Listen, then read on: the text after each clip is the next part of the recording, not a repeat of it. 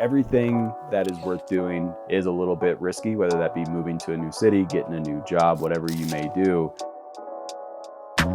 It really turned out to be a well-designed kitchen, and it was a little bit by accident. The reason why I changed that up is it really took up a lot of space on the side of the bed that was basically unusable. That is why I have auxiliary power here with this 0.0240 SP. Seeing how you can shape and mold a piece of property to what you want it to be has become one of my life goals now. Hey everybody, my name is Chris. I live off the grid in my school bus behind me, Zeppelin 2. Come take a tour.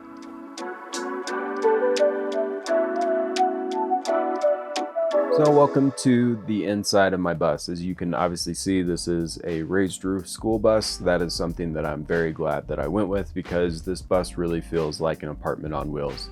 So when it comes down to the setup, this is my main office area. This is where I spend a lot of time. Working on the road is definitely a big part of this lifestyle, and having all these big windows whenever I'm at a boondocking spot off the grid or on this property, it really is a nice mix of being out in nature while also living my life living tiny.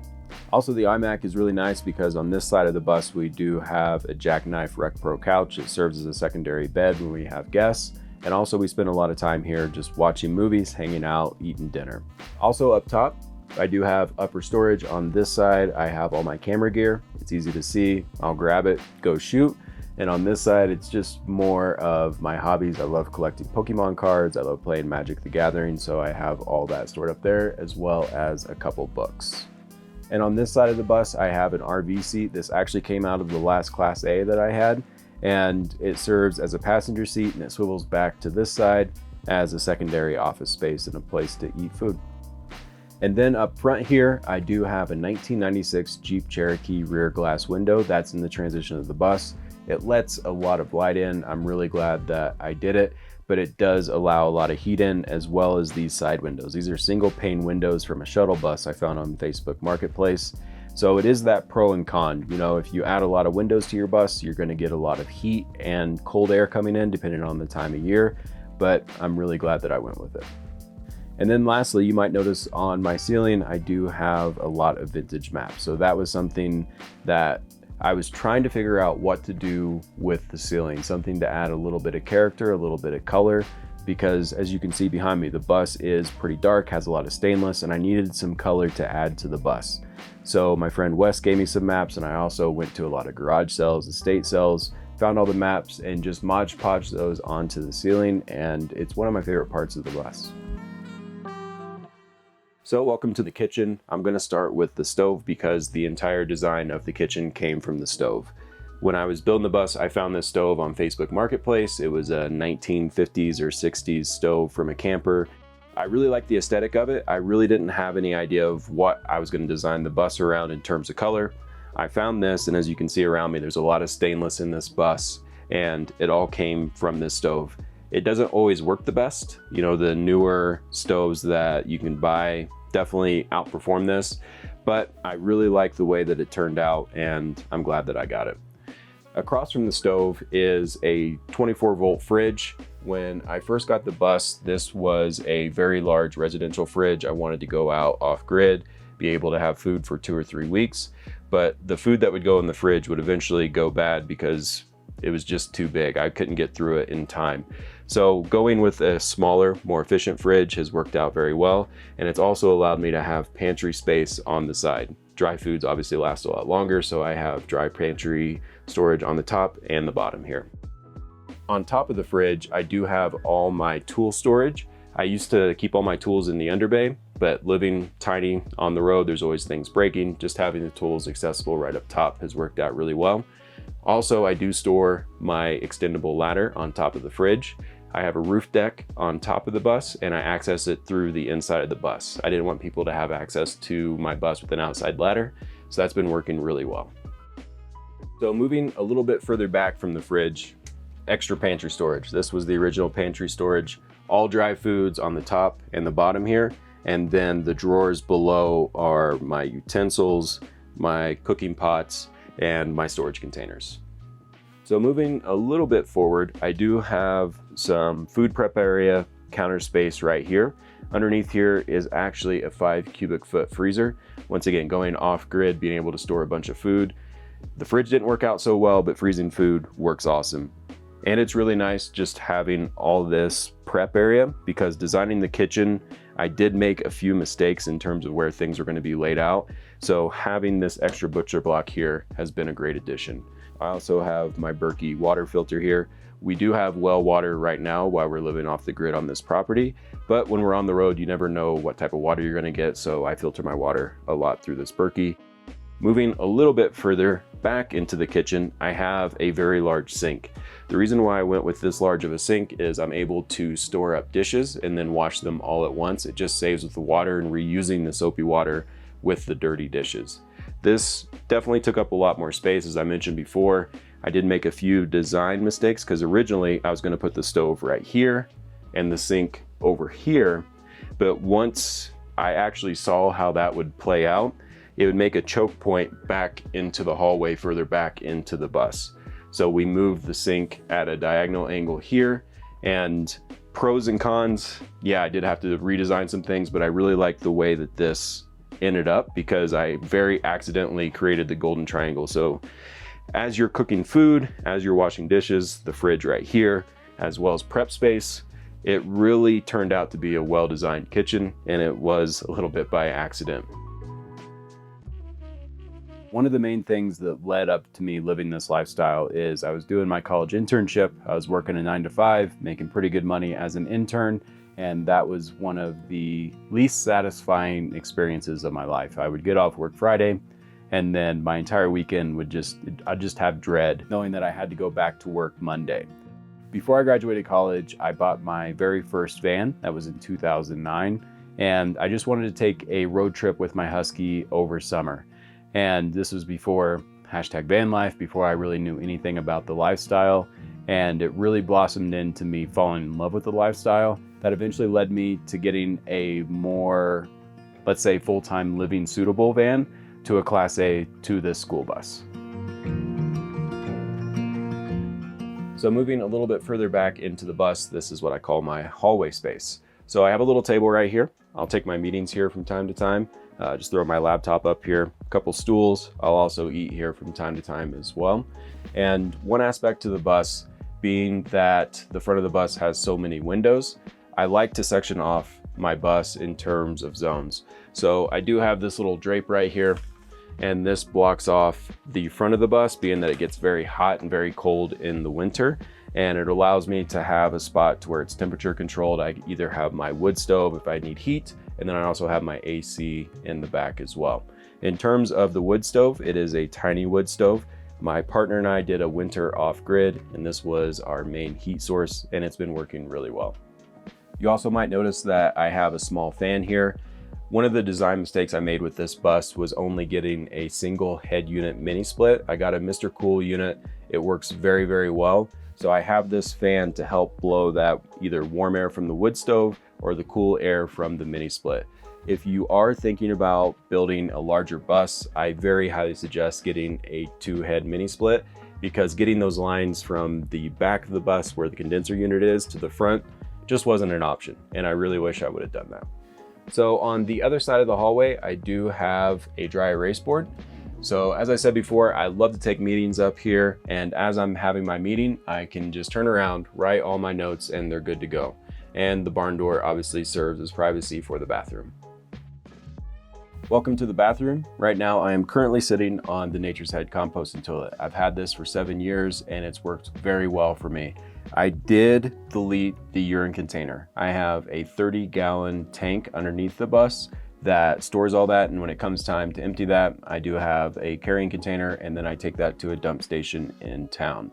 I also have a 32 by 32 shower, and I really don't need that much space when it comes to showering, and that small space has been working very well for me. This was my very first tile job, turned out very well, and I just used the Hardy backer, just used some liquid nails actually to adhere those on.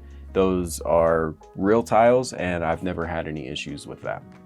So this bathroom is actually designed by a Class A RV that I had before this bus. I knew that I didn't need that much space in the bathroom, and it's been working really well for me. Welcome to the bedroom of the bus. A major redesign that I did was actually put the bed east to west. It used to be north to south. The reason why I changed that up is it really took up a lot of space on the side of the bed that was basically unusable. With this setup, either one of the pups has a little kennel area down here and storage on the side of the bed. The only disadvantage with this new setup is it is a little tall for the pups, so I just got a little storage cabinet so they can jump up here, then onto the bed.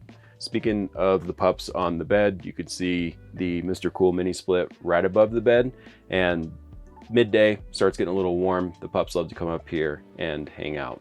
On either side of the bed, I do have storage all the way back. That was an addition after being in the bus for a little bit. I realized that the closed storage up front here really wasn't enough, and it was just unused space. So I'm really glad that I added these uppers. The bedroom also houses the electrical system. I have two 48 volt, 5,000 watt Victron inverters, and then I also have 4 SOC 100 amp hour 48 volt batteries. When I originally built the electrical system in the bus, I was running a 12 volt system, and that was pretty good, but really when it came to living off the grid for a very long time, I needed something that was more efficient, and this system's been working really well for me. Also, from the very first system, I did upgrade the solar panels. I got some cheaper solar panels. If you are thinking about getting panels, they're not all built the same. They started to degrade over time. Now I have 2,640 watts of panels from Santan Solar, and those things have been working awesome. So overall, I really do like the bedroom area. I do spend a lot of time here. When I get work done in the morning, just hop up into bed, get work done. It's just a very cozy space. It has more storage than I would ever need, and I'm really happy with the way it turned out. So my partner Linnea purchased this land. She learned a ton from it, and I learned vicariously through her. She has a whole series of buying this property on her YouTube channel. That'll be linked down below. It really sparked interest within me to get property. It's something that I want to do myself for my business, and seeing how you can shape and mold a piece of property to what you want it to be has become one of my life goals now, for sure. And now that I've done it, I highly suggest it if it is something that you're considering. So I wouldn't say that my partner and I quit nomad life. We do spend our summers here, but winters we do travel a bit. So I would say this hybrid approach is honestly best for us because we're able to go out and explore certain times of the year, while at the same time we're able to come back to this spot, have the community, and have this solid piece of property that we're building up. So welcome to the exterior of the bus. First thing you might notice is the paint color. So I went with black and white. It was mostly aesthetic, I'm not gonna lie, but during the cold times of the year, it does retain a lot of heat.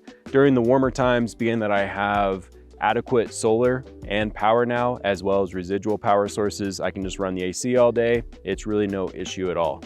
And lastly, up top, you can see my roof deck. It does have rails that pop up just for a little bit of safety, but it's great, especially when you're in spots like this, to be able to go up there, hang out, whether that be stargazing, whether that just be hanging out during the day, getting some work done. I'm really glad that I went with my roof deck. And yeah, it did take up some room for the solar panels. Wasn't able to go all the way across the bus, but I do have adequate solar and adequate ways to get power into the bus. So living off the grid, power is one of your biggest concerns. That is why I have auxiliary power here with this 0.0240 SP. I have this as an auxiliary power source for the bus and also on the property. This is a 4,000 watt unit that's able to surge up to 8,000. And I love having this unit because it's modular feature. I'm able to break it down, put it in the under bay of the bus. Also, being that it's been getting a little bit warmer here in Colorado, I've been running the AC all day. Being that I have the roof deck, I wasn't able to fill the entire top of my bus with solar panels. This allows extra power coming into the bus. Being that this can put out split phase power, it's able to work on the 50 amp inlet of my bus. Another awesome feature of this unit is the solar panel. So I'm able to take this unit anywhere on the property, and then I'll have power coming in and also be able to bring in more power to the unit. So for example, the well pump runs on 900 to 1,000 watts continuous while we're using water. So having this much power while also having the option to bring power into the unit is a great feature. So as I said, this unit is modular. So this section right here is the inverter itself. The section on the bottom and the top is actually lithium battery packs. These battery packs are 2,500 watt hours a piece. As you grow, the unit can grow with you. So if you have more power needs, if you move to a different rig, you don't have to reconfigure your entire electrical system. You're just able to stick with this unit and add more batteries. So even though I'm using this as an auxiliary power source, if you are looking at getting yourself a rig, this is a great option if you don't want to worry about the complexity of wiring your own system in. This is good to go. And as I said before, you're just able to build it as you go. And if you need more power, you're able just to add more batteries instead of wiring a new one in. So if you're interested in getting one of these units, or if you have any questions, be sure to check the link down in the description below. That is pointzeroenergy.com. So when my partner Linnea purchased this property about a year ago, this property had no water and no power. So if you are looking at buying property yourself, just realize that the water, especially here in the High Plains Desert, is a very big priority. She invested in this well. It was a very long, stressful process. If you want to check all that out, her channel is linked down below. I highly suggest it. So how it pertains to us using this water on the property, I use this water to fill my bus. She uses it for her camper van, and we also use it to water our garden. So it really is a big part of the lifestyle out here to have this water, and really blessed to be able to hit a well that had this much water. So welcome to the garden. I must admit, this is mostly Linnea's garden. I have this little spot over here with some pumpkins and peppers, but this is just that push to be more self-sufficient. Both myself and Linnea love gardening, and it's something that we see a lot of people doing off-grid. We haven't gotten any animals yet because that will tie us here year round. Right now we're here during the summers. During the winters, when it gets really cold here, we'll head down south to warmer weather. But this is a really fun part of the property. It's something we both love doing, and we look forward to expanding this as we're here longer, and maybe when chickens come or goats, then we'll be here year round and be able to really expand this garden.